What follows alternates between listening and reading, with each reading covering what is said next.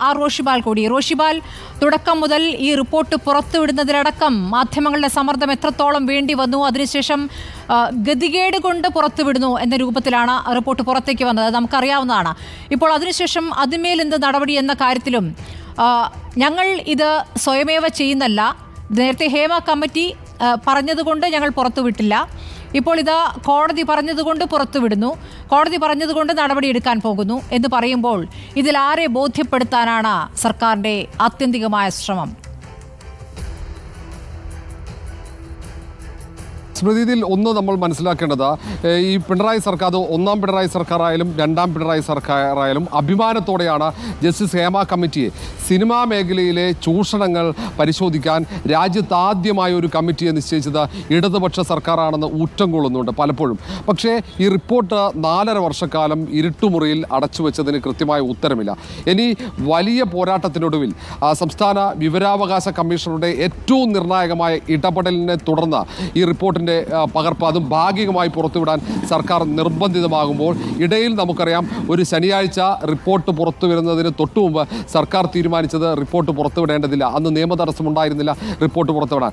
അന്ന് സംസ്ഥാന വിവരാവകാശ കമ്മീഷണറെ ഞാൻ നേരിട്ട് പോയി പരാതി പറഞ്ഞപ്പോൾ അന്ന് സാംസ്കാരിക വകുപ്പിന് മേൽ അദ്ദേഹം ചെലുത്തിയ ഒരു സമ്മർദ്ദമുണ്ട്, ഒരു നോട്ടീസുണ്ട്.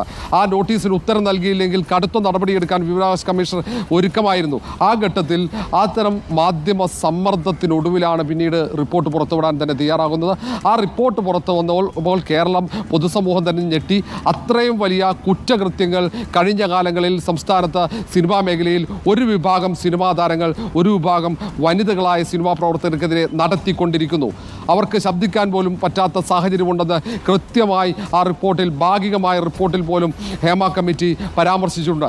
ആ വിവരങ്ങൾ പുറത്തു വന്നിട്ടും കുറ്റകൃത്യങ്ങൾ ഒട്ടേറെ നടന്നു. ആ കുറ്റകൃത്യങ്ങൾക്ക് മിന്നും താരങ്ങൾ നേതൃത്വം നൽകിയെന്ന് വ്യക്തമാകുമ്പോഴും ആ റിപ്പോർട്ടിൻ്റെ ഭാഗമായുള്ള തുടർ പേജുകൾ, ഏറ്റവും ഗുരുതരമായ വെളിപ്പെടുത്തലുകളുള്ള മൊഴികൾ, തെളിവുകൾ സർക്കാരിൻ്റെ കൈവശം വിവരാവകാശ നിയമപ്രകാരം അത് നൽകാൻ കഴിയില്ലെന്ന് പറയുമ്പോഴും ആ വിവരങ്ങൾ ഉണ്ടാകുമ്പോൾ അതിൽ നിയമ നടപടിയെടുക്കാൻ, നിയമപരിശോധന നടത്താൻ പോലും സർക്കാർ തയ്യാറായിരുന്നില്ല. ഒറ്റ ഉത്തരം മാത്രമായിരുന്നു സർക്കാരിന്. അതും വളരെ പെട്ടെന്ന് തന്നെ ആ ഉത്തരം നൽകി.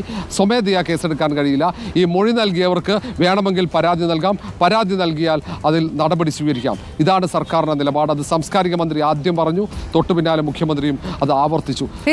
വേട്ടക്കാരെ ബോധ്യപ്പെടുത്താനുള്ള നടപടിയാണോ സർക്കാർ ഇങ്ങനെ ചെയ്യുന്നത് എന്നതാണ്. സർക്കാർ സ്വന്തം നിലയ്ക്ക് ഒരു തീരുമാനവും എടുക്കാതെ ഇത്തരത്തിൽ സമ്മർദ്ദമുണ്ടാകുമ്പോൾ മാത്രം പ്രവർത്തിക്കുന്ന രൂപത്തിൽ തുടക്കം മുതൽ പ്രവർത്തിച്ചു വരികയാണ്. അവിടെയാണ് സംശയം വരുന്നത്. ഇപ്പോൾ